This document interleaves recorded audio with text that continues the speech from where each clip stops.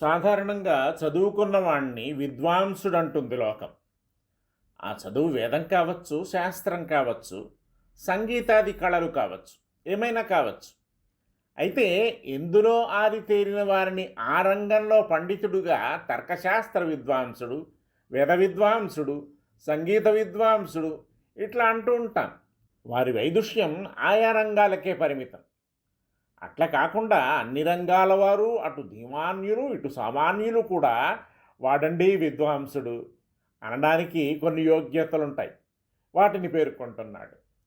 శృత సంచయాద్వినీతో జ్ఞానేన నిసర్గత సతాం మార్గే కథయతి పరిషది యుక్తం విచారదక్ష సకలు విద్వాన్. వైదుష్యం వల్ల వినయం కలిగి జ్ఞానంతో సహజంగానే సత్పురుషుల మార్గంలో నడుచుకుంటూ మంచి చెడ్డలు ఆలోచించి యుక్తిసహంగా సభలో పలికేవాడు విద్వాంసుడంటే. చదువుకు అంతంటూ ఉండదు. ఒక శాస్త్రమే అనంతం. ఎన్నో శాస్త్రాలు, విద్యలు, కళలు వీటన్నింటినీ ప్రోతి చేసుకోవాలి. అదే శృతం, పాండిత్యం. ఇందులో అందులో అని కాదు, ముందు మనిషి ఇలాంటి వైదుష్యం సంపాదించుకోవాలి. వైదుష్యం కాస్త చేరగానే తల తిరగడం మొదలవుతుంది. నేల మీద చూపు ఉండదు.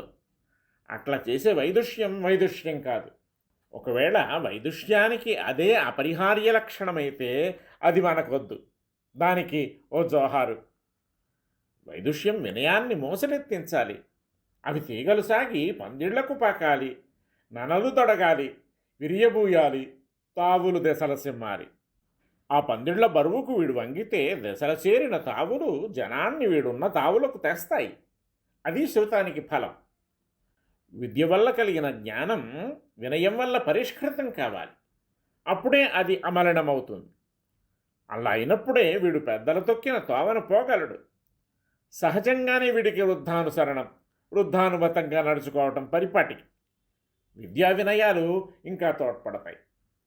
ఏదో చర్చ వచ్చింది, సభ ఏర్పడింది, మహామహులు కూడేరు, వాదోపవాదాలు జరుగుతున్నాయి, ఆవేశాలు శివాలు వేస్తున్నాయి, ఆగ్రహాలు కట్టలు తెంచుకుంటున్నాయి, అధిక్షేపాలు అవధులు దాటుతున్నాయి. మనవాడు ప్రవేశించాడు. వైదుషి పుంజం వీడు. వినయం తొడికిసలాడుతోంది. పెద్దలను సంభావించాడు. పెద్దలు కానిదెవరు వీడి దృష్టిలో? ప్రశంసా దృక్కులు పన్నీటి స్వాగతోపచారాన్ని నెరపినాయి. చిరునగవున అనుమతిని అభ్యర్థించాడు. ఆసీనుడు కాను, అన్వయించుకోను. ప్రతిదిరహాసం ప్రేరకమైంది. ప్రారంభించాడు. ఆవేశం లేదు, ఆగ్రహం లేదు, ఆర్భాటం లేదు. విషయాన్ని అనువదించాడు, విశ్లేషించాడు, మంచి చెడ్డలు నిరూపించాడు. యుక్తిసహంగా తన మాట ప్రకటించాడు. సభకు సిగపువ్వే అయినది అతని పలుకు. చూసారా? ఈయన విద్వాంసుడంటేను.